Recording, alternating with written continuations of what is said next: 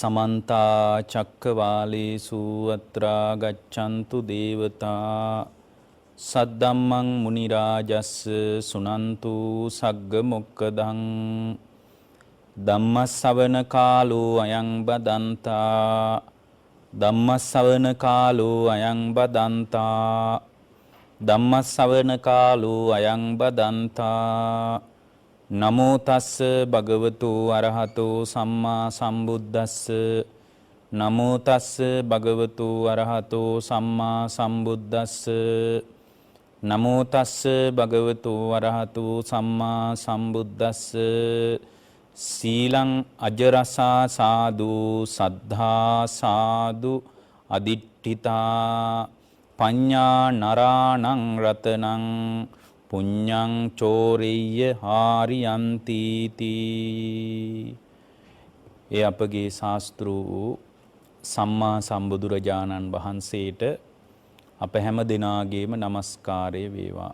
සුපින්වත්නි, ඔබ හැම දිනාම මේ මොහොතේ ධර්ම ශ්‍රවණය කරන්නටයි බණ අහන්නටයි බලාපොරොත්තු වෙන්නේ. අපි දක්ෂ වෙන්න ඕන පින්වත්නි, අපේ ජීවිතය තුළ මේ කෙලෙස් වලට උඩුදුවන්න දෙන්නේ නැතුව උපන් කිලේශේනුත් පුළුවන් තරම් දුරු කරමින් නූපන් කෙලෙස් ධර්මයන් වලට වැඩෙන්න ඉඩ නොදෙමින් නූපන් කුසල සංස්කාරයේ හොයා විමසා ගවේෂණය කරමින් උපන් කුසලයේ තුල ශක්තිමත් වෙමින් ජීවිතය ගෙවන්න අපිට වැඩපිළිවෙලක්, උනන්දුවක්, කැමැත්තක් තියෙන්න ඕන. ඒ කැමැත්ත මගහැරුණොත් පින්වත්නි, ඔබත් අසරණයි, මමත් අසරණයි. දැන් භික්ෂුවක් වීම කියන්නේ සුගතියකට යන්නවත් නිවන් දකින්නවත් හම්බෙච්ච පාරම්පරික දායාදයක් විදිහට සලකන්න බෑ. භික්ෂුත්වයේ කියන්නේ ප්‍රගති වේගයේ වෙනසක් තියෙනවා. ඒක ඇත්ත. හරියට හාමුදුරුවෝ කෙනෙක් කියලා කියන්නේ නිවනට වඩාත් කිට්ටු වෙන්න පුළුවන් අවස්ථාවක්. දැන් මාතර යන්න පුළුවන් පාරවල් දෙකක් තියෙනවනේ. ඕනනම් සාමාන්‍ය පාරෙන් මාතර යන්නත් පුළුවන්. අපි ඔය භික්ෂුත්වයේ සහ ගිහිකම ගැන මීට කලින් මෙත් සඳහන් විකාශයේ දේශනාවක් කරලා තිනවා. ඒකෙදිත් ওই කාරණේ මතක් කළා. මාතර යන්න පුළුවන් ක්‍රම දෙකක් තියෙනවනේ. ඕනනම් පරණ ගාලු පාරෙන් යන්නත් පුළුවන්. කැමති නම් හයිවේ එකකින් යන්නත් පුළුවන්. එතකොට දැන් ওই තියෙන හයි ලෙවල් රෝඩ් එකකින් යනකොට, ඒ කියන්නේ අධිවේගී පාරෙන් යනකොට ඒක හරීම ඉක්මනින් යන්න පුළුවන් මාතරට. මාතරට බොහොම ස්වල්ප වේලාවකින් යන්න පුළුවන්. දැන් මේ ස්වල්ප වේලාවකින් යන්නේ පාර හරීම ඍජුයි. කැමති තැන්වල නවත්තන්න බෑ. ආවට ගියාට නතර කර කන බොනේවා විනෝද වෙනේවා මොකක්වත් කරන්න බෑ.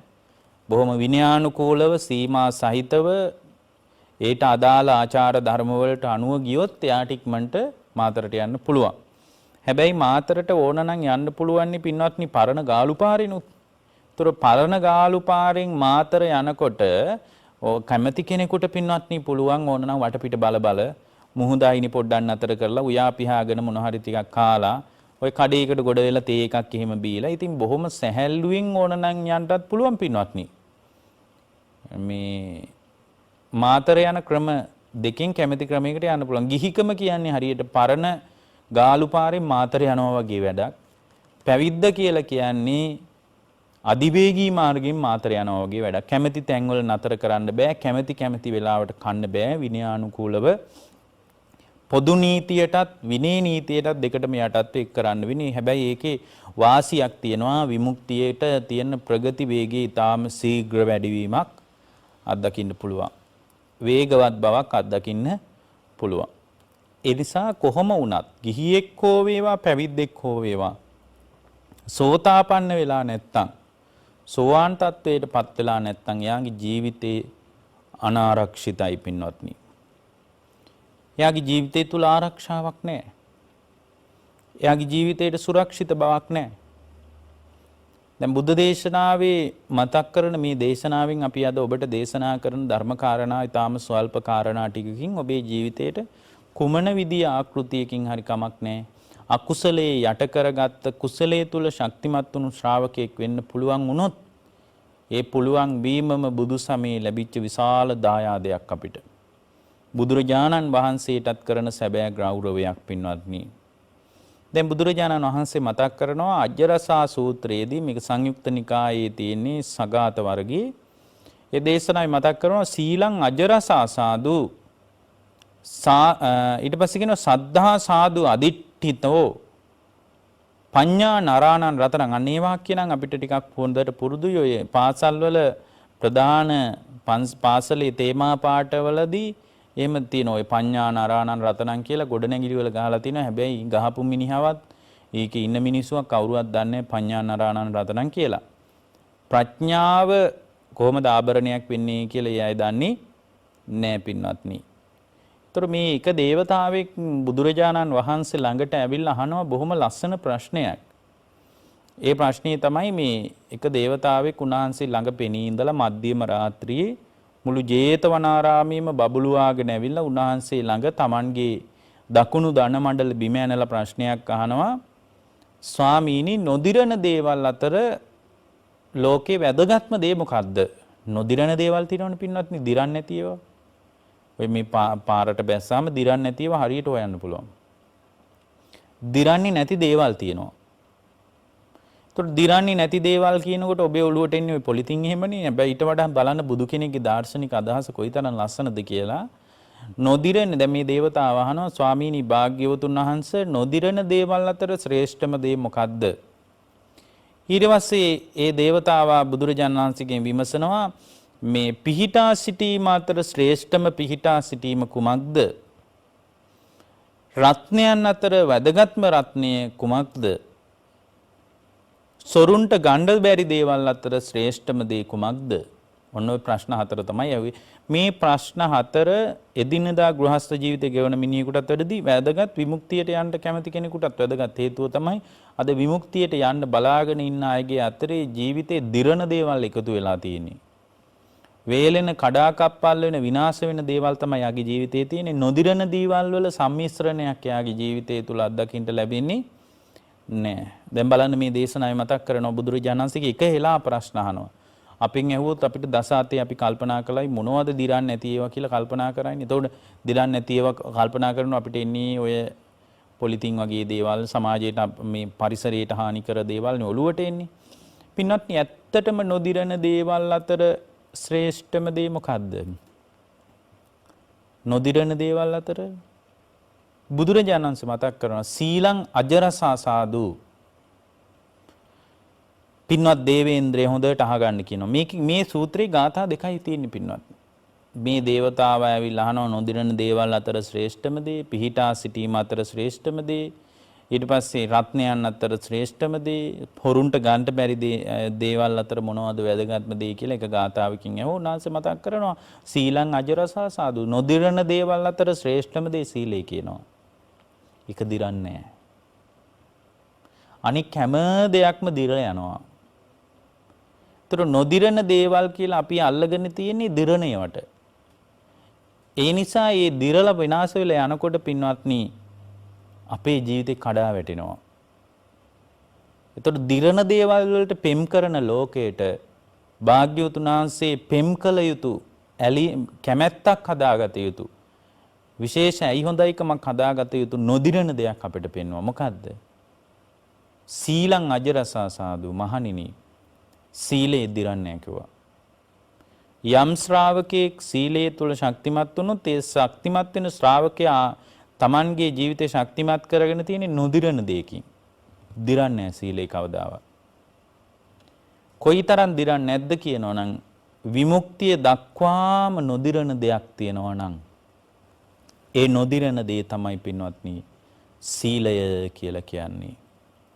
සීලං අජරසා සාදු. එතකොට දැන් සීලයක් කියන එක තුල ශක්තිමත් වෙච්ච ශ්‍රාවකයෙකුට තමයි එතනින් එහාට සමාධියක් දියුණු කරගන්න පුළුවන් වෙන්නේ. බුද්ධ දේශනාවේ තියෙන්නේ සීල පරිභාවිතෝ සමාධි මහත්ඵලෝ හෝති මහානිසංස. සීලයේ තුල පිහිටලා යම් කෙනෙක් සමාධියක් දියුණු කළොත් ඒ දියුණු කරන සමාධිය තමයි මහත්ඵල මහානිසංස වෙන්නේ කියලා. සමාධි පරිභාවිතං චිත්තං. සමාධිය තුල පිහිටලා දියුණු කරන හිත තුල තමයි පින්වත්නි මේ ආශ්‍රව ක්ෂය වෙන්නේ. මොනවද ආශ්‍රව? කාමාසවා, භවආසවා, අවිජ්ජාසවා. ඒතර ආශ්‍රව දුරු කර ගන්නවා නම් නොදිරන සීලයක් තුල ජීවිතේ ගොඩනගා ගන්න ඕන. Tamanගේ ජීවිතේ සීලය තුල ගොඩනගා ගන්න නැතුව සමාධියක් කරා යනවා කියලා දෙයක් නැහැ. සමාධියක් නැතුව ලෝකේ විදර්ශනා කරන්න බෑ පින්වත්නි. සමාධි මාත්‍රයක් නැතුව ලෝකේ විදර්ශනා ඥානයක් උපදවා ගන්නවා කියලා කියනවා නම් ඒක කරන්න බැරි දෙයක්. ඒක වෙන්නේ නැති දෙයක් කවදාවත්. එතකොට සමාධියක් වැඩෙන්න සීලයක උදව්වක් තියෙනවා. දැන් සමහර කෙනෙක් හිතන්න පුළුවන් අපිට සිල් ඕනේ නැහැ. අපි ඉතින් භාවනා කරන අපි ඉන්නවා අපේ වැඩක් බලන්න කියලා. එයාගේ හිතේ චිත්ත ඒකාග්‍රතාවයක් එමෙ ඇති වෙන්න පුළුවන්. හැබැයි අර ආශ්‍රව ක්ෂය කර ගැනීමක් දකින්න ලැබෙන්නේ නැහැ. ඇයි? සීලයක් තුල පිහිටලා වඩන සමාධිය තමයි මහත්ඵලයි මහානිසංසයි කියලා බුදුරජාණන් වහන්සේ අපිට පෙන්වුවේ. සමාධියක් තුල පිහිටලා දියුණු කරන හිත තමයි මහත්ඵලයි මහානිසංසයි කියලා පෙන්වුවේ. එවැනි හිතක් තුල තමයි ප්‍රඥාව මෝරනවා කියලා භාග්‍යවතුන් වහන්සේ පෙන්වුවේ. ඒතර ප්‍රඥාව මෝරගන්න ප්‍රඥාව යටි ගියා වූ විදර්ශනා ඥානයේ තුලින් මේ මොහොතේ විදර්ශනා කරන්න උදව් වෙන්නේ ප්‍රඥාවෙන් ලෝකයේ දකින්න එක. ප්‍රඥාවෙන් ලෝකයේ දකින්නකොට තමයි එයාගේ හිත නිදහස් වෙන්නේ. මොන වගේද? කාමාශ්‍රවයන්ගෙන් නිදහස් වෙන්නේ. භවආශ්‍රවයන්ගෙන් නිදහස් වෙන්නේ. අවිජ්ජාශ්‍රවයන්ගෙන් නිදහස් වෙන්නේ. එතකොට නිදහස් වීම සම්පූර්ණයෙන්ම හේතුන් සහිතව වෙන වැඩක්. දැන් අද ඉන්න මිනිස්සු කියන වත්පිළිවෙත් අපිට ඕනේ නැහැ. පුද පූජා අපිට ඕනේ නැහැ.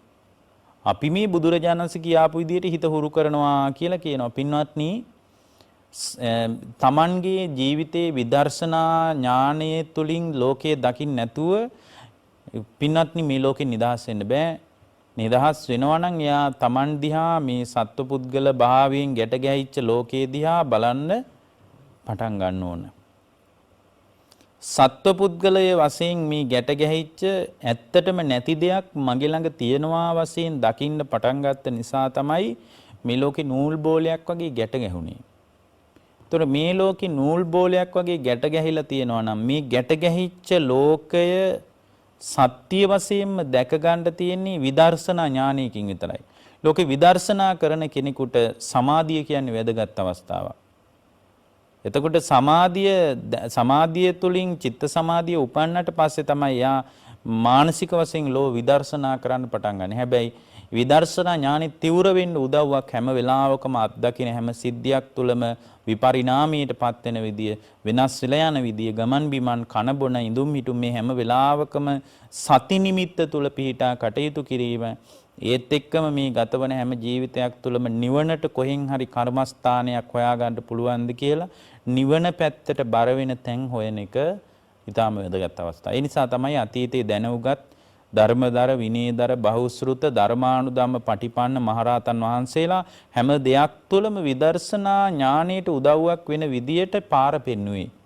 මල් පූජා කරන එකේ ඉඳලා පහන් පූජා කරන එකේ ඉඳලා පැන් වීදුරුවක් තියෙන එකේ ඉඳලා හැම වෙලාවකම අභ්‍යන්තර අස්සේ දාර්ශනික හරයක් විදියට විදර්ශනාව කුළු ගැන්වෙන විදියට තමයි කළේ. දැන් ඔබ දන්නවා මේ එළඹෙන කාලේ සම්පූර්ණයෙන් මාස ගාණක් ශ්‍රීපාද යුගයේ ඉන්නේ.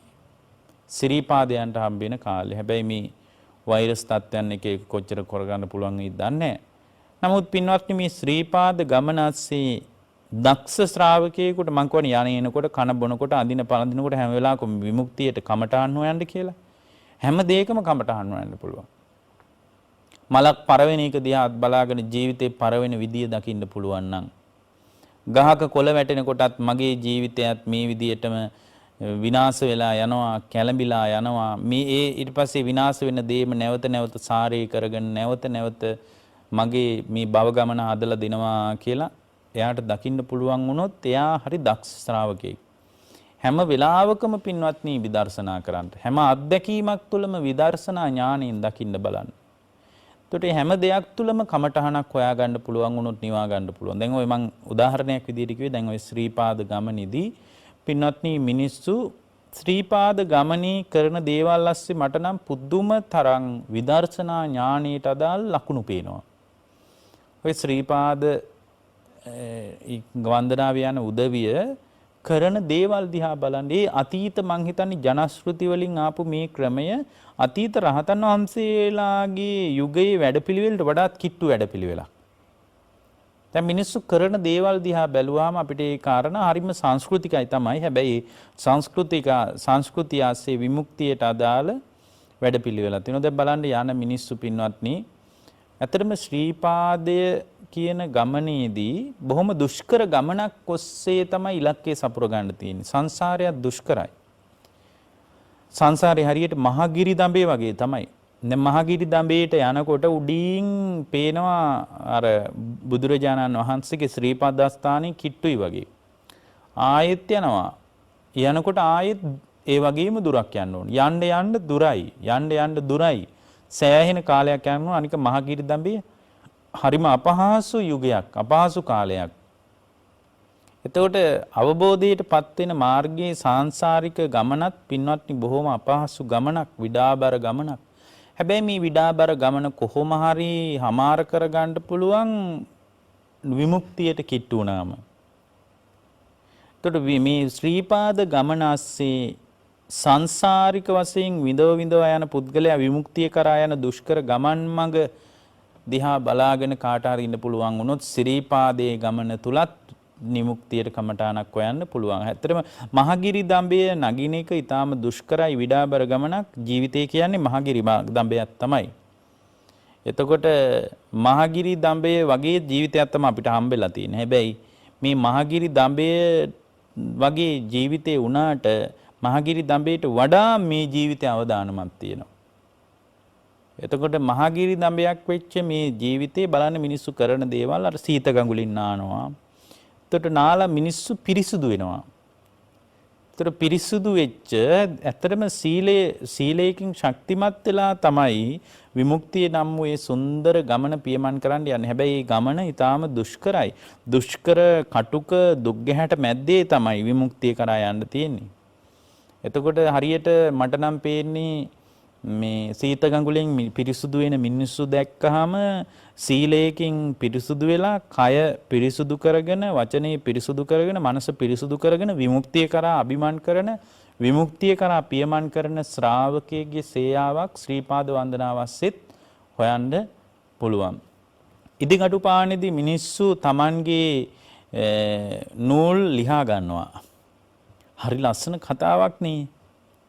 ඉදිකටුපානේදී මිනිස්සු ಜಾති කුලමල ගෝත්‍ර තත්වය කුලය මොකක්වත් අදාළ වෙන්නේ නෑ. ඒ මොකක්වත් අදාළ නැතුව පින්වත්නි මිනිස්සු Taman ගෙනියපු සුදු නූල් බෝල ලිහන්න පටන් ගන්නවා. ගැට ගැහිච්ච නූල් ටික ලිහලා පින්වත්නි ඒවා සුදු පාටින් මිනිස්සු ගෙත්තම් කරන්න පටන් ගන්නවා. ඒතර මිනිස්සුන්ගේ ජීවිතයේ මේ ගැට ගැහිච්ච නූල් බෝලේ ලිහෙන්නේ පින්වත්නි ඒ විමුක්තියට අභිමුඛ වෙන සුන්දර මාර්ගය තුල මේ ඇස්සෙත් ඕන නම් නිවනට අදාළ හේතු කියන්න පුළුවන් මේ බණ ඉවර වෙනකන්. ඒතකොට මම මේ උදාහරණයකට කිව්වේ අත්දකින්න හැම සිද්ධියක් තුලම මුහුණ දෙන හැම සිද්ධියක් තුලම විමුක්ති මාර්ගයේ සේයාව දකින්න පුළුවන් ශ්‍රාවකයෙක් වෙන්න. හිතේ ස්වභාවය දකින්න පුළුවන් ශ්‍රාවකයෙක් වෙන්න. මේ කෙලෙස් වලින් ගැලවෙන තැනකට ලස්සන අදහසක් ගන්න පුළුවන් ශ්‍රාවකයෙක් වුණොත් එහෙම එයා බොහොම ප්‍රඥාවන්ත ශ්‍රාවකයෙක්. ඒතර මේ ප්‍රඥාවන්ත ශ්‍රාවකයෙකුට සීලං අජරසා සාදු නොදිරන දේවල් අතර ශ්‍රේෂ්ඨම සීලයේ උදව්වක් තියෙනවා.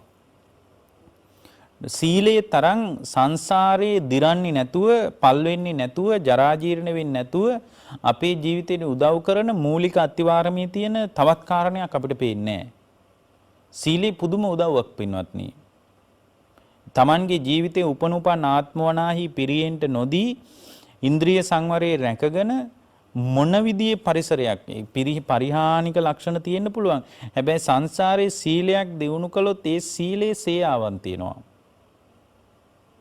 ඒකයි දිරන්නේ නැහැ කිව්වේ. දැන් ඔබ හොඳට බලන්න අඟුලිමාල මහරහතන් වහන්සේගේ අතීත ජීවිතවල අඟුලිමාල කියන්නේ බොහොම දරුණු මාලාඝාතකයෙක්. විශාල ප්‍රචණ්ඩ මිනිමරුවෙක්. ඔහු හරිම දරුණු කෙනෙක්. මේ දරුණු අඟුලිමාල වගේ මාලාඝාතකයෙක් මිනිස්සු මරාපු බව හැබෑව. දැන් උන බලන්න සීලේ දිරන්නේ නැහැ කියන එකට ලස්සන අදහසක් මම මේ කියන්නේ. කවදාවත් ඒ මිනිස්සු මරණ එක ASCII යා වැරදි අදහසකින් කාන්තාවක්ගේ ඇඟ ස්පර්ශ කරලා නැහැ. ඇඟිල්ල කපලා ගත්තා තමයි. අම්මාවත් මරන්න බලාන තමයි හිටියේ. අම්මාවත් බෙල්ල කපන්නම් කියලා බලාන හිටියේ. හැබැයි අම්මාවත් ඇඟිල්ලක් කපා ගන්න බලාගෙන හිටියට මේ වනාන්තරයේ බොහොම හැඩි දැඩි මේ තරුණයක් කැලෑවට වෙලා අර ඇඟිලි මාලිකුත් දාගෙන ඉනවා. වනාන්තරයේ රූප සම්පන්න ගෑනු ළමයි එනවා වනාන්තරේ හරහා යන.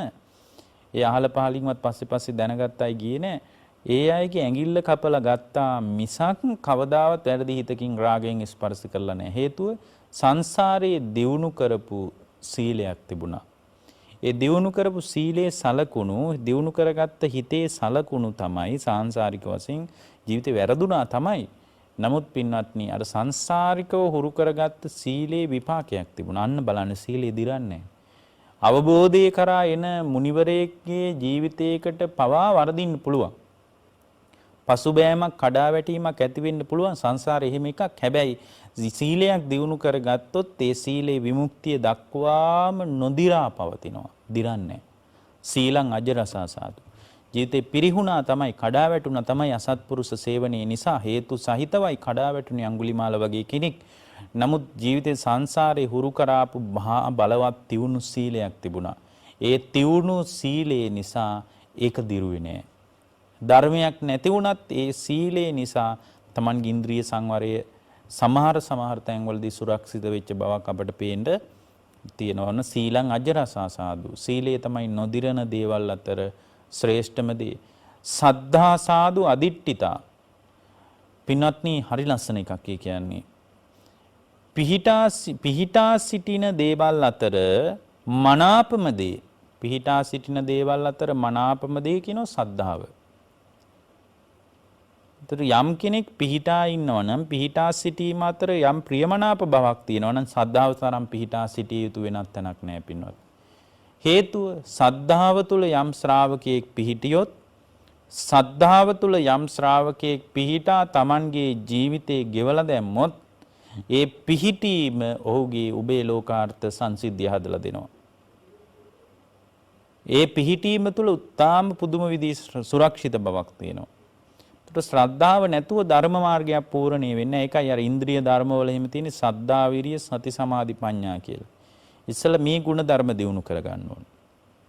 ඉන්ද්‍රිය ධර්මයක් විදියට සද්ධාව නොවැඩුනොත්, වීරියක් නොවැඩුනොත්, සතියක් නොවැඩුනොත්, සමාධියක් නොවැඩුනොත්, ප්‍රඥාවක් නොවැඩුනොත් එහෙම පින්වත්නි එයාගේ ජීවිතය තුළ එතනින් එහාට විමුක්තියක් ගැන හිතන්න බෑ. ඒතකොට සද්ධාව විටක ඉන්ද්‍රිය ධර්මයක් විදියටත් විටක බල ධර්මයක් විදියටත් වැඩුණොත් ඒක තමයි සුන්දරම පිහිටා සිටීම. කොච්චර සුන්දරා පිහිටා සිටීමක්ද කියනවා නම් ඒක ජරා මරණ කෙලවර කරලා විද්‍යා විමුක්තියකින් අහවර කරන තරමටම ඒ පිහිටලා ඉන්න එක ප්‍රබලයි. ඒ පිහිටීම අතිශය ප්‍රබල දෙයක් පින්වත්නි. පින්වත්නි බුදුරජාණන් වහන්සේගේ ධර්මයෙන් බලනකොට අපට තේරෙනවා මේ ජීවිතය තුළ එදිනෙදා ගතවන ගෘහස්ත කාමභෝගී ජීවිතය ඇස්සේ මේ ශ්‍රද්ධාවක රැකවරණයක් හදාගන්න ගොඩාක් දෙනෙකුට මගහැරිලා බැරි වෙලා තියෙන්නේ ප්‍රධාන සාධකයක් තමයි බොහෝ දෙනෙකුගේ ජීවිතේ මේ විද්‍යාත්මක ලෝකයට මහු වෙලා යාම. විද්‍යාත්මක ලෝකයට අහු වෙච්ච එක වරදක් නෑ. හැබැයි ලෝකේ පරම සත්‍ය විද්‍යාව විදියට නම් කවදාවත් දකින්න එපා පින්වත්නි. ලෝකේ විද්‍යාව කියන්නේ පරම සත්‍යයක් නෙමෙයි. ඊළඟට උන්වහන්සේ දේශනා කරනවා පඤ්ඤා නරාණං රතනං. උන්වහන්සේ මතක් කරනවා මේ ලෝකේ වැදගත්ම රත්නේ කියන ප්‍රඥාව. ප්‍රඥාව නැති වුණොත් ඕනම මිත්‍යාවකට වැහෙන්න පුළුවන්. ඕනම දෘෂ්ටියකට අහු වෙලා යන්න පුළුවන්. ඕනම මිත්‍යා ධර්මයක් එයාව වහගන්න පුළුවන්. මේ ධර්මයේ තියෙන සුන්දර ප්‍රඥාවන්තයෙකුටමයි පින්වත්නි. ප්‍රඥාවන්තයා හැම වෙලාවකම අර අපි කිව්වා වගේ විදර්ශනා ඥානීයට උදව් වෙන විදිහට කල්පනා කරනවා මිසක් සංසාරයට බරව කල්පනා කරන්නේ නැහැ. එයා දන්නවා එකතු කරගන්නවට වඩා අතහැරලා දාන එකයි ශ්‍රේෂ්ඨ. මේ හමුවීම් වලට බැඳෙනවට වඩා ඒ හමුවීම් වල යථාර්ථයට විවෘත වීමයි ශ්‍රේෂ්ඨ. හමුවීම් වෙන්වීම් වලින් කෙලවර වෙනවා කියලා යා ප්‍රඥාව කියන රත්නේ තිබ්බහම දකිනවා. ලෝකේ වටිනා රත්නයන් තියෙනවා. මුතුමැණික්, ඒ වගේම වටිනා දේවල් එකතු කරගන්න පුළුවන් භෞතික වශයෙන් ඒවා ඔක්කොම මෙහි වැඩපිළිවෙලට නම් පොඩි උදව්වක් හම්බ වෙනවා තමයි. හැබැයි මේ ප්‍රඥාව කියන රත්නය ප්‍රඥාව කියන මාණික්කයේ යම් ශ්‍රාවකයෙක් ළඟ තිබ්බොත් එයා සම්පූර්ණයෙන්ම මේ ප්‍රශ්නේ විසඳ ගන්නවා පින්වත්නි. ප්‍රඥාවන්තයෙක් මේ එයා හුරු කරන විදිය එයා කල්පනා කරන විදිය හරි පුදුමයි. එයා මේ ජීවිතේ පැවැත්මට වඩා එයා මේ ජීවිතේ සාංශාරික වශයෙන් උපකාර වෙන දේවල් ගැන වඩාත් සංවේදී වෙනවා. ලෝකයේ දිහා යථාර්ථවාදීව බලනවා. පෙනෙන සීමාවට වඩා වෙනස් විදිහේ සීමාවකින් එයා බලන්න පටන් ගන්නවා. දැන් සාමාන්‍ය කෙනෙකුට වඩා එයාගේ චින්තනමය පළල් බවක් එතකොට තියෙනවා. ඒතර එයා එක එක පැති වලින් බලන්න පටන් ගන්නවා. ඒතර බුද්ධ දේශනාවේ ප්‍රඥාවක් නැති කෙනා ඒක පාර්ශවිකව තමයි බලන්නේ. ඒතර ඒක පාර්ශවිකව බලන එක ප්‍රඥාවන්තයෙකුගේ ගතියක් නෙමෙයි. ප්‍රඥාවන්තයා එක එක පැති වලින් එක එක විදියට බලන්න පටන් ගන්නවා. දැන් උදාහරණයක් විදිහට මම ඔබට කියන්නම්. දැන් කෙනෙක් කියන්න පුළුවන් දැන් අපි අහලා තියෙන කතාවක්ම අපි ගමු. දැන් අපි අහලා තියෙනවනේ පින්වත්නි අර හංසයෝ දෙන්නේ ඉබ්බෙක් අරගෙන ගියා කියලා විලකට. එතකොට හංසයෝ දෙන්නේ ඉබ්බෙක් අරගෙන යනකොට කොක්කු දෙන්නේ ඉබ්බෙක් අරගෙන යනකොට ඒ කොක්කු පොරොන්දුවක් කරගත්තා කට අරින්න එපා. මේ ලීය තදෙන් අල්ලගෙන හිටපන්. මේ ලීය තදෙන් අල්ලගෙන හිටියොත් හරි ඒ නිසා කට අරින්න එපා. මොන සිද්ධියක් වුණත් කට අරින්න එපා කියලා. දැන් කට නිසා අමාරු වැටෙන අය ගොඩාක් ඉන්නවා. ඒකටත් හොඳ උදාහරණයක්. ඊට පස්සේ අරන් යනකොට දැන් අර පොඩි ළමයි ටිකක් යට ඉඳලා කෑ ගැහුවලුනේ. ඒ ළමයි ටික කෑ ගහනකොට දැන් මොනවා වුණත් කට අරින්න එපා කියලා කිව්වට අර කෑ ගැහිල්ලට කට පියාගෙන ඉන්න බැරි වුණා කියනවා. ඒතර ඒ කට අරිනකොට අර කොල්ලන්ට බනින්න කට අරිනකොට ඉබ්බා අමාරු වැටුණා. ඉබ්බා එහෙම පාවෙලා පහලට ඇවිල්ලා විශාල අමාරුවක වැටෙනවා මහ පොළොවේ වදිනවත් එක්කම. ඒතර කෙනෙක් කියන්න පුළුවන් ඉබ්බා වැටුනේ ළමයි කෑ ගහපු නිසා කියලා. තවත් කෙනෙක් කියන්න පුළුවන් ඉබ්බා වැටුනේ කියපු දේ අහපු නැති නිසා කියලා. මොකද අර කොක්කු කිව්වනේ කෑ ගහන්න එපා, කට අරින්න එපා, උඹ සද්ද නැතුව හිටින් මොනවා වුණත් කමන්නේ මේ කෝටුව තදින් අල්ලගෙන ඉන්න කියලා. එතකොට කෙනෙක් කියන්න පුළුවන් ඉබ්බා වැටුනේ ඒ හේතුවට නෙමෙයි ඉබ්බා වැටුනේ කට පරිස්සම් කරගන්න බැරි වුන නිසා කියලා. තවත් කෙනෙක් කියන්න පුළුවන් ඉබ්බා වැටුනේ අරන් ගිය නිසා අරන් ගියේ නැත්තම් වැටෙන්නේ නැහැ නේ කියලා. ඒතර මේ වගේ එක සිද්ධියක් දිහා එක එක පැති වලින් බලනවා. තවත් ඉතින් ගැඹුරින් කල්පනා කරන කෙනෙක් කියන්න පුළුවන් ඉබ්බා වැටුනේ ගුරුත්වාකර්ෂණය නිසා කියලා. දැන් බලන්න දැන් එක එල්ලේ එක පැත්තකින් බලන්නේ සාමාන්‍ය මේ ප්‍රඥාව කියන ආභරණයේ තියෙන ශ්‍රාවකයා එක සිද්ධියක් මුල් කරගෙන එක එක පැති වලින් බලන. දැන් බුදුරජාණන් වහන්සේ එක සිද්ධියක් දිහා එක පැත්තකින් බලාපු කෙනෙක් නෙමෙයි. දැන් උන්වහන්සේ අර නියාම ධර්ම පැහැදිලි කරද්දී මතක් කරනවා. සමහර අවස්ථාවලදී ඍතු නියාම බලපාන්න පුළුවන් කියනවා. ඍතු විපර්යාසයන් බලපාන්න පුළුවන්. උද්භිත විද්‍යාත්මක සාධක බලපාන්න පුළුවන්. එතකොට තවත් සමහර වෙලාවක බීජ නියාම ඒ කියන්නේ ජීව විද්‍යාත්මක හේතුත් බලපාන්න පුළුවන්. එක පැත්තකින් බලලා නැහනේ. එතකොට අපිට තේරෙනවානේ. චිත්ත නියාම උන්වහන්සේ මතක් කරනවා මේ මනෝවිද්‍යාත්මක හේතුත් බලපාන්න පුළුවන්. චිත්ත නියාම.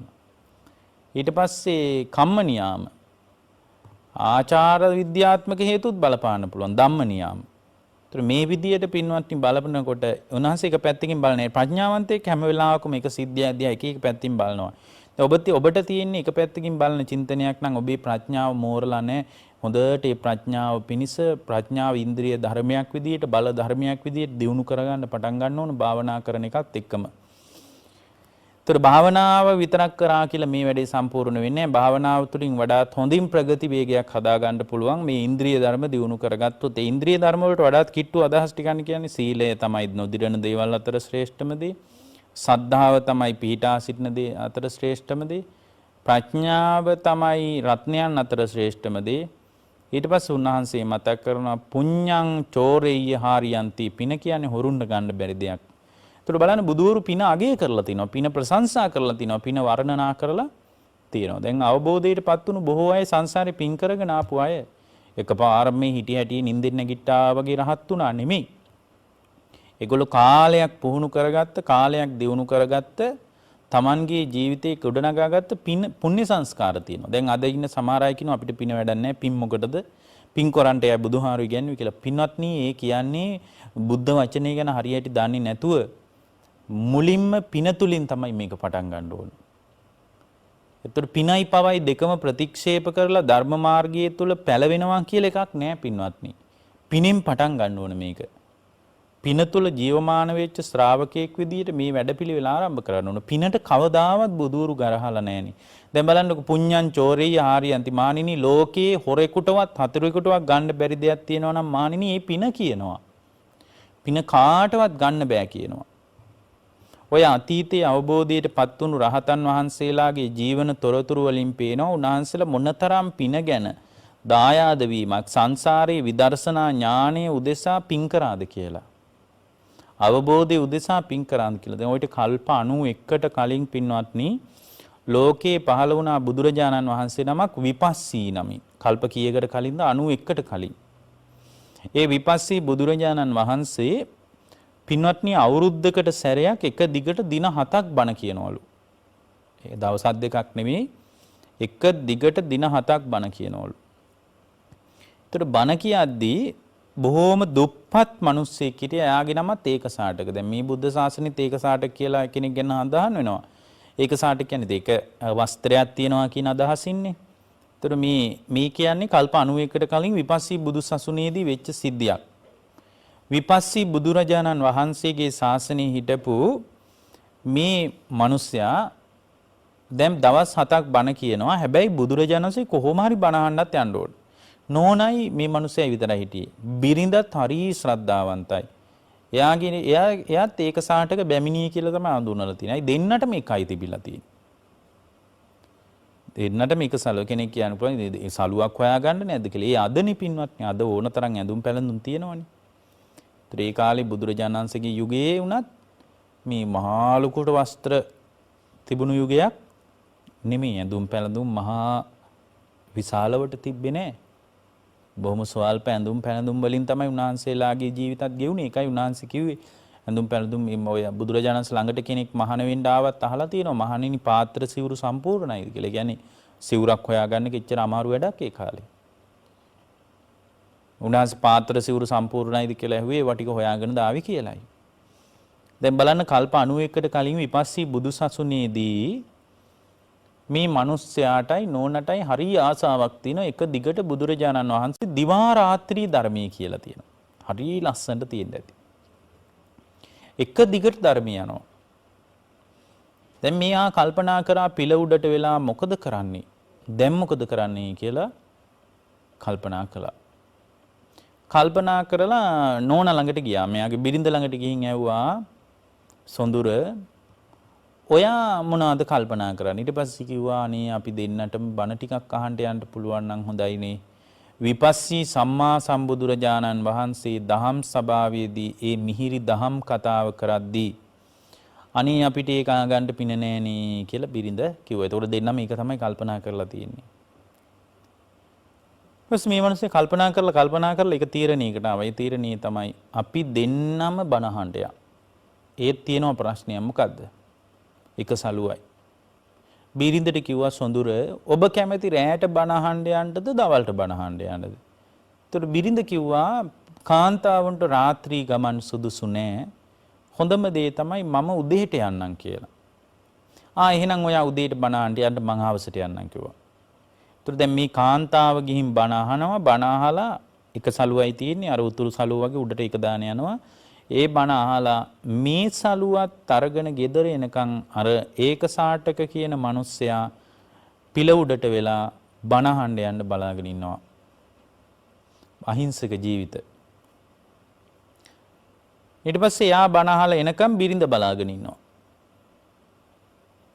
ඊට පස්සේ බිරිඳ බණ අහලා එනකන් අවස් වෙනකන් එයා බලාගෙන ඉන්නවා. එතකොට මේ බණ අහන්න පුදුම කැමැත්තක් මේ අය තුල පුදුම විදිහේ ධර්මයට ඡන්දයක් ඉපදිලා තිබිලා තියෙනවා. ඡන්ද කියන්නේ irdipaada ධර්මයක් නේ. පුදුමාකාර විදිහේ ඡන්දයක් මේගොල්ලන්ට හිතේ තිබුණා ධර්මයට.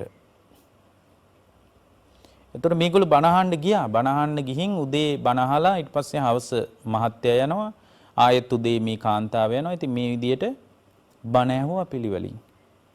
පිළිවෙලින් බණහලා දවස් කීපයක් යනකොට බුදුරජාණන් වහන්සේ බොහෝම ලස්සන අතහැරීම ගැන දානීය ගැන සුන්දර ධර්මයක් එදා මතු කළා. මතු කරනකොට මේ ඒකසාටක බමුණාට හිතුණා අනේ මටත් දෙයක් තියෙනවා නම් දෙන්න. මොන තරම් දෙයක්ද? මටත් මොනවා හරි දෙන්න තියෙනවා නම් කොයි තරම් දෙයක්ද? ඒත් දැන් බණ ඉවර වෙලාද නෑ. තව දවස් ගාණක් ඉස්සරහට බණ ටික යන්න තියෙනවා. මටත් මොනවා හරි දෙන්න තියෙනවා නම් මොන තරම් දෙයක්ද කියලා කල්පනා කළා. කල්පනා කර ඉන්නකොට මතක් වුණා එක දෙයයි. කරේ තියෙනවා සලුවක්. මේ සලුව දෙනවා කියලා අතට ගත්ත ගමන් මතක් වුණා අනේ මගේ ගෙදර හුන්දා හෙට බණ අහන්න බලාගෙන ඉන්නව නේද කියලා මතක් වුණා. ආයෙත් කරට දාගත්තා. ආයෙත් කරට දාලා ටික වේලාවක් යනකොට ඔන්න දැන් බණ අහගෙන යනවා. ආයෙත් අරක මතක් වුණා අනේ මේක නම් කොහොම හරි පුදන්න ඕන. භාග්‍යවතුන් වහන්සේ නමකට දන් දෙනවා කියන්නේ සුළුපටු අවස්ථාවක් නෙමෙයි. මේ අවස්ථාව නම් මග හරින්නේ නැහැ කියලා ආයෙත් සලුව අතට ගත්තා. හොඳට නමල අතට ගන්නකොට මතක් වුණා අනේ අපේ ගෙදර හුන්දා හෙට බණ අහන්න එන්න බලාගෙන ඉන්නව නේද? ආයෙත් කරට දාගත්තා. පාන්දර වෙනකොට පින්වත්නි ඒ දහම් කතාව තවදුරටත් ඉස්සරහගෙන නෑ දැන් නම් පුදනවා කියලා අතට අරගෙන දුවගෙන ගියා මිනිස්සු අතරින්. සරං කොටයක් ඇඳගත්ත පොඩි දුප්පත් අහිංසක මිනිස්සෙක් දුවගෙන ගිහින් බුදුරජාණන් වහන්සේගේ ධර්මාසනේ ළඟ උන්වහන්සේ ඉදිරියේ පුදලා සිරිපා සටහන් නිඹල වැන්දා. ස්වාමීනි මේ ඒකසාටක මමයි මට තමයි ඒකසාටක බමුණා කියන්නේ. අද මට තිබුණු එකම සලුවත් ඔබ වහන්සේට පිදුවා කියලා සතුටු වුණා. එකම සලුවත් ඔබ වහන්සේට පිදුවා කියලා සතුටු වෙනකොට පින්වත්නි දින්නා කියලා දැන් වන්දනා කරලා ගිහින් කෑ ගහලා හයියෙන් ඇහෙන්න කිව්වා මම දිනුවා කියලා කිව්වා. එතකොට එදා බණාන්ට රජුරු ඇවිල්ලා ඉඳලා තියෙනවා. දැන් මම දිනුවා කියනකොට රජුරෝ ටිකක් ඔන්න කලබල වුණා. රජුරෝ බැලුවා එමීට අර ඇමතිවරයෙකුට කන්ට කරලා කිව්වා කවුද බලාපන් අර දිනුවා කියන්නේ මොනවද දිනලා තියෙන කියලා බල්ලවරින් කිව්වා. මුත් රජුරෝ කැමති නෑනේ දිනුවා කියන්නේ. රජුරෝ හිතන්න ඇති වෙන රජෙක්වත් ඔන්න ඇල්ලුවක් දන්නේ රාජ්‍යවත් කියලා හිතන්න ඇති. ඊට පස්සේ ළඟට ගිහින් අර මිනිස්සෙන් අහනවා බොල මොකද කෑ ගහන්නේ? උඹ මොනවද මේ දිනුවා කියන්නේ මොනවද උඹ දිනාගත්තේ? රාජ්‍යවත් අල්ලන්න ප්ලෑන් එකක් තියනවද? සැලසුමක් තියනවද කියලා ඇහුවා. වැඩපිළිවෙලක් තියනවද? උඹ නිකන් චරපුරුෂයෙක්වද වෙන රටක? ඊට පස්සේ මේ ඒකසාටක බමුණා කියපු ලස්සන කතාවක් තියෙනවා. යුද්ධයකට වඩා මේ ලෝභය මුල් කරගෙන ඇති වෙච්ච යුද්ධයෙන් දිනපු එක මට ශ්‍රේෂ්ඨයි කියනවා. යුද්ධයකට වඩා ශ්‍රේෂ්ඨයි. ඒතකොට හිත නිවා ගන්න එක මේ භෞතික සැප සම්පත් භෞතික ගනුදෙනු වලට වඩා ශ්‍රේෂ්ඨ දෙයක් විදිහට එයා දැක්කා. ඒක අස්සේ ඉඳලා පින් කරා. ඒකයි. අද ඉන්න මිනිස්සු ඒක අභ්‍යන්තරයේ ඉඳලා පින තුල ජීවමාන වෙන ගතියක් අපිට අත්දකින්න ලැබෙන්නේ නැහැ. එයා ඒක ඇතුලේ ඉඳගෙන පින් කරා. ඊට පස්සේ පින්නත් යෝන්නේ පින තුල එයා දායාද වුණා. රජුරෝ ළඟට ගිහින් කිව්වා රජතුමනි වෙන රටකින් කවුරුවත් ආක්‍රමණය කරලා නැහැ. මේ එකම සලුවක් තිබ්බ බොහොම අහිංසක දුප්පත් මිනිහෙක් ඒ සලුව බුදුරජාණන් වහන්සේට පුදලානේ. හැබැයිද මම දන්නේ නැහනේ බුදුරජාණන් වහන්සේට ඕන දේවල්. නමුත් මේ ඒකසාට කියන මිනිහා දන්නවනේ. උන්වහන්සේ සලුව පිළි අරගෙනද? ඔව් ස්වාමීනි පිළි අරගෙන කිව්වා. එහෙමනම් ඒ පින මමත් කරගන්න ඕන. ගිහින් මාලිගාවෙන් සලු ටිකක් අරන් වරෙල්ලා කියලා ඔන්න යවුවා පිරිසක් සලු ගේන්න. අරගෙන ඇවිල්ලා ඒ සලුව දැන් අර සලුව පුදාපු පිනට හිලව් වෙන්න අර මිනිස්සයාට සලුවක් පුදලා තියෙනවා. මේක සාටක බමුණාට. දිග කතාව මම කෙටියෙන් කියන්නම්. ඒ සලුව පිදුවාම එයා මත දැනගෙන තියෙනවා එයා කල්පනා කළේ ධර්මයට අනුව. එයා බැලුවා මේ හම්බුනේ බුදුරජාණන් වහන්සේට පින් සිද්ධ වෙන්න. ඒ කියන්නේ බුදුරජාණන් වහන්සේට කරාපු පිනේට තමයි මට මේ හම්බුනේ. ඒතර මම මේ දන් දුන්නේක විපාකයයි මම මේ අත් විඳින නිසා මට එපා මේ කියලා ඒකත් බුදුරජාණන් වහන්සේට පිදුවා. ඊට පස්සේ සලු දෙකක් පූජා කරලා තියෙනවා. ඒ දෙකත් බුදුරජාණන් වහන්සේට පිදුවා මේ මිනිස්සයා. මේ විදිහට සලු 32ක් අන්තිමටම මේ රජුරුව ඒකසාටකට පිදුවාම සලු 30ක් බුදුරජාණන් දැන් මේ කෙලවරක් වෙන්නේ නැහනේ. සලු 30ක් බුදුරජාණන් වහන්සේට ජීවමාන භාග්‍යවතුන් වහන්සේට පූජා කරලා සලු දෙකක් තියාගෙන තියෙනවා. බිරිඳටයි ඔහුටයි. දැන් බලන්න මේ පුණ්‍ය සංස්කාර මහ පුදුමයිනේ පින්වත්නි. ඊට පස්සේ දැන් මේක නෙමෙයි පුදුමේ. ඊට පස්සේ මේ මිනිස්සයා ගෙදර ගිහින් මේ අන්තිමටම මේ එක සාටක ගැන රජුරවන්ට හරි ප්‍රසාදයක් ඇති වෙලා කම්බිලියක් දීලා තියෙනවා. ඒ කම්බිලියත් භාග්‍යවතුන් වහන්සේ බුදුරජාණන් වහන්සේගේ ගන්ධ කුටියේ ඉහළින් පින්වත්නි වියනක් කරලා පූජා කරලා තියෙනවා. එයා එකෙන් සතුටු වෙලා තියෙනවා. ඒ රජුරෝ හරියට සතුටු වෙලා මේ මෙච්චර වටිනා කම්බිලියක් දුන්න එකත් මේ මිනිහා තියාගන්න නැතුව භාග්‍යවතුන් වහන්සේට පිදුවා නේද කියලා පුදුමාකාර අසීමිත සතුටකින් පින්වත්නි අන්තිමටම මේ රජුරෝ ඒ වෙනුවෙන් මේ 8 බැගින් 8 ඒවා 8ක් ගම්මර 8යි ඊට පස්සේ රජුරෝ විසින්ම ඇත්තු 8යි අස්වැය 8යි මේ විදිහට 8 ඒවා 8ක් 64ක් සම්පත් සහිතව ගමක් බාර දුන්නා කියනවා. බුදු කෙනෙකුට දන් දීමේ විපාක එකම සලුව පිදීමේ විපාක.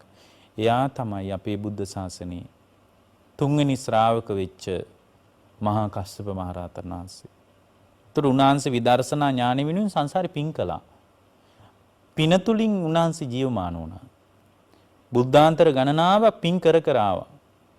මෙහෙදිම ජීවිතය අවබෝධය කරා යන්න පුළුවන් නම් හොඳයි. හැබැයි අවබෝධ නොවුනොත් එවැනි පිනක් තමයි පින්වත්නි සංසාරේ බුදු කෙනෙක් අභිමුඛ වන්නටත්, බුදු කෙනෙක්ගේ ධර්මයක් අභිමුඛ වෙන්නටත්, කල්යාණ මිත්‍රයෙක් අභිමුඛ වෙන්නටත් උදව් වෙන්නේ. ඒකයි උන්වහන්සේ මතක් කළේ පින හොරෙකුටවත් ගන්න බෑ.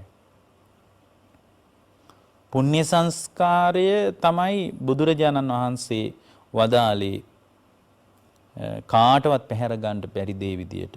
ඒ නිසා පින්වත්නි ඔබේ ජීවිතය තුළ මෙන්න මේ ගුණ මේ ස්වල්ප ඉතාම සරල ධර්ම කාරණා ටිකක් අපි ඔබට මතක් කළේ.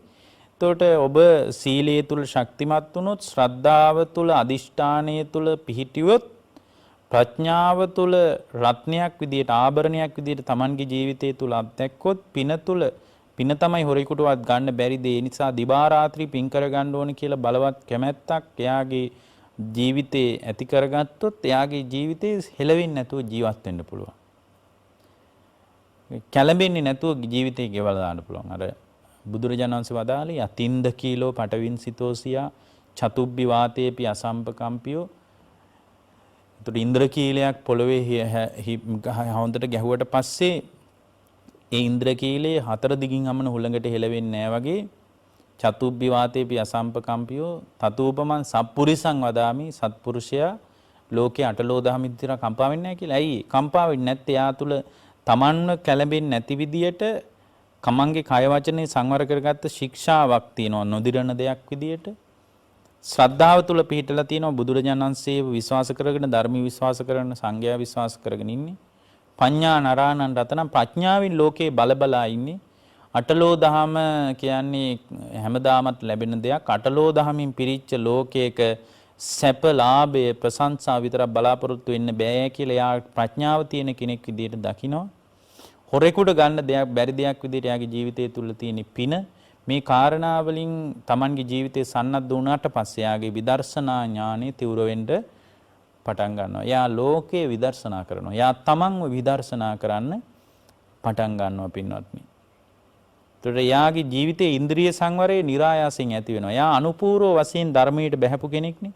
එකපාර බණ ටිකක් අහලා මේ භාවනා කරන්න පටන් ගත්ත කෙනෙක් සීලයක් ගැන දන්නේ, තිසරණයක් ගැන දන්නේ නැහැ, ශ්‍රද්ධාවක් ගැන දන්නේ නැහැ. හිත වැඩෙන්න කොච්චර සීලයක උදව්වක් තියෙනවද කියලා දන්නේ. එයා හිතන්නේ භාවනාව විතරයි ලෝකේ එකම දේ කියලා. ඔය ලංකාවේ දැන් ඉන්නේ අභිධර්මයේ තමයි එකම දේ කියලා හිතන අය. අභිධර්මයේ තාම වැදගත් ධර්මපරියායක්. විශාල ධර්මස්කන්ධයක් නියෝජනය කරන කොටසක් අභිධර්මයේ. ඒතර අභිධර්මයේ විතරක් තිබ්බට වැඩක් නැහැ නේ පින්වත්නි. යා තුල තිසරණිය වගේ මූලික අත්විවරමට අදාළ මානව ඉහළ ආධ්‍යාත්මික ගුණධර්ම ජීවිතේ නැත්තම් වැඩක් නැහැ. එතකොට එහෙම වැඩක් නැති ජීවිතයේ තුල සුරක්ෂිත වීමක්, නැගී හිටීමක් අත්දකින්න ලැබෙන්නේ නැහැ. එයා මායයට අහු වෙලා යනවා. අර බුදුරජාණන් වහන්සේ ලස්සන උපමාවක් මතක් කළේ අපිට. මොකද්ද? උන්වහන්සේ මතක් කරනවා හරියට ඉබ්බෙක් ළඟට නරියෙක් එනවලු. නරියෙක් ඇවිල්ලා ඉබ්බගේ කටු උඩින් අත තියනවලු ඉබ්බගේ. එතකොට නරිය තමයි අත තිබ්බේ. එතකොට නරියා උඩින් අත තිබ්බහම ඉබ්බා ඉක්මනට මොකද කළේ? ඉබ්බා Tamanගේ අඟපසඟ ටික ඔක්කොම ඇතුළට ඉබි කටු අස්සට ගත්තා. හිස ඇතුළට ගත්තා. අත් දෙක ඇතුළට ගත්තා. කකුල් දෙක ඇතුළට ගත්තා. එතකොට මේ ඉබ්බා මොකද කරන්නේ? මේ ඇතුළට ගත්තට පස්සේ මේ නරියා එහෙට මෙහෙට ඉබ්බාව පෙල්ලන්න පටන් ගත්තා. එතකොට පෙල්ලනකොට මේ මොකක්වත් හොයාගන්න බැරි වුණා. එහෙට මෙහෙට පෙල්ලලා දැන් මොකක්වත් කරගන්න බෑ. ඔන්න දැන් ඉබ්බා එතන බලාගෙන ඉන්නවා. මොකද්ද බලාගෙන ඉන්නේ? එක අදහසකින් මොකද්ද? ඔළුව දාපන් දැම්මොත් ඔළුව කනවා. පුළුවන් නම් අත දාපන් අත දැම්මොත් අත කනවා. පුළුවන් නම් කකුල දමාපන් කකුල දැම්මොත් කකුල කනවා කියලා උඩින් අත තියාගෙන ඉන්නවලු. එතකොට මේ පින්වත්නි මේ පංචේන්ද්‍රයන් වලිනුත් එහෙමයි. එතකොට ඇස කන නාසය දිව ශරීරය කියන මේ පංචේන්ද්‍රයන් වලින් මායයට අහු වෙන්න පුළුවන්. එතකොට මායයට අහු නොවන විදියට යා සුරක්ෂිත වෙන්නේ හරියට ඉබ්බෙක් කටුවස්සේ මේ ටික සංගවා ගත්තා වගේ තමන්ගේ හිත පරිස්සම් කරගෙන මේ සුරක්ෂිත වෙන විධිමත් වැඩපිළිවෙල තමන්ගේ තුල නැති වුණොත් නරියා කියන මායයට අහු වෙලා යන්න පුළුවන්. ඒතර මායයට අහු වුණාට පස්සේ පින්වත්නි එයාගේ ජීවිතේ පිරිහි යනවා මිසක් ධර්මයක් නැහැ. ඕනම වෙලාවක පිරෙන්න පුළුවන්. මං හැමදාම බණට කියන කතාව පිරෙන්න පුළුවන්. ඕනම වෙලාවක ඔබේ ජීවිතේ කඩා වැටෙන්න පුළුවන්. ධර්මයේ තුලින් සුරක්ෂිත වුණොත් එයා හැම වෙලාවකම ප්‍රඥාවන්ත ශ්‍රාවකයෙක් විදිහට ලෝකයේ දිහා බලන්නේ. හෙලවෙන කඩා වැටෙන බිඳෙන සුළු ශ්‍රාවකයෙක් විදිහට ලෝකයේ දිහා බලන්නේ නැහැ. එතකොට අන්න එහෙම ශ්‍රාවකයෙක් වුණොත් මේ ජීවිතය තුළ ධර්මයෙන් නැගී හිටින වැඩපිළිවෙලක් තුළ අපට ස්ථාවර වෙන්න හැකියාවක් ලැබෙයි. එහෙම නැති වුණොත් අපට බෑ පින්වත්නි. ඔබ හැම දිනාටම ජීවිත අවබෝධය, යථාර්ථ අවබෝධය, ධර්මාවබෝධය පිණිස මේ කුසල් උපකාර වේවා.